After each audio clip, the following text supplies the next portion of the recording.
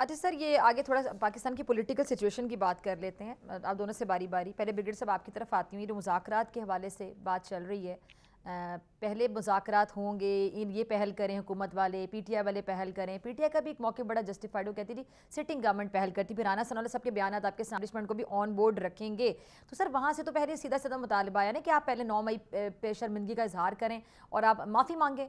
तो क्या आपको समझ आती, पहले से ही मुज़ाकरा शुरू होने से पहले डेडलॉक का शिकार हो गए हैं? आई थिंक इसमें जो पीटीआई ने आई थिंक कार्ड्स प्ले किए हैं।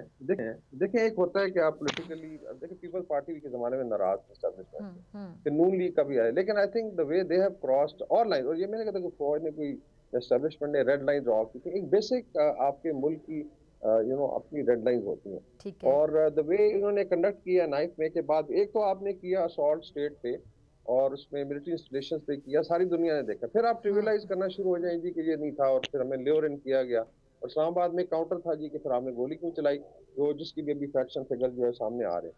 तो मेरे ख्याल में पीटीआई ने जो स्टांस लिया है जो इंफॉर्मेशन डोमेन में, उसने बड़ा नुकसान किया। और अभी आप देखें तो 5 धड़े मैं गिनवा देता हूँ जो आई एम श्योर आमिर साहब भी जानते हैं। एक धड़ा जो है जिसके उनके बानी बैठे हैं डयाला जेल में, कुछ बीबियां चला रही हैं, चाहे उनकी वाइफ हैं या उनकी बहनें हैं। फिर मैंने सबसे बड़ा उससे धड़ा जो जिसने हाईजैक किया हो वो जिब्रान लियास का है, and we should acknowledge it के पीटीआई का जो सोशल मीडिया जो सबसे स्ट्रांग उनका I would say weapon system है, वो आउटसोर्स्ड है, और कोई बंदा ऐसा है जिसको आप कंट्रोल नहीं कर सकते। फिर एक बुकला का है जो पैराशूट होके आए हैं। Then you have I would say senior elements भी हैं, जो पुराने स्टाल वार्ड्स थे, जो चाहेंगे कि पॉलिटिकल तरीके से आप मूव एक तरफ आप करें, गालम गलोच आप रोजाना पोस्टर्स लगाएं, और आपके जो सो कॉल्ड फेवरेट यूट्यूबर बाहर से बैठ के डेली गालम गलोच करें, और इधर आप एक्सपेक्ट करते हैं कि कोई बातचीत, आई डोंट थिंक सो।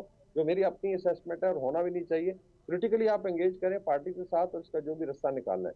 बाकी देर आर जो लीगल केसेस हैं, उन्होंने अपने मंत्री अंजाम तक पहुंचना है, और उसको आप अपना डील करें।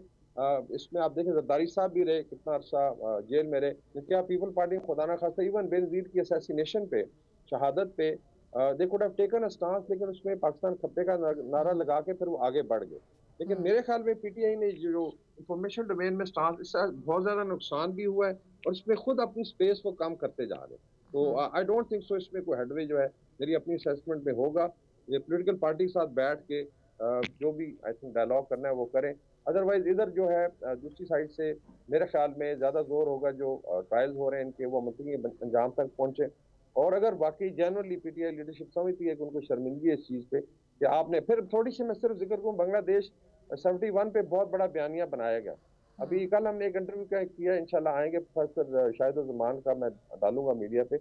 बांग्लादेश ने, बंगालियों ने आई वुड से कि ये जो 71 का नैरेटिव जिसको इस वक्त मेनली पीटीआई लीडरशिप उसको सपोर्ट कर रही थी, और बाहर से या मोदी साहब कर रहे हैं, हसीना वाजिद उठा के बहरे खलीज बंगाल में डबो दिया लिटरली, और इतनी हेटेड है now they are even thinking कि जी वो बात हो रही है कि हमसे भी गलतियां हुई हैं। तो मेरे ख्याल में सिर्फ इस बात पे आप लेके और फिर सॉल्व कर दें।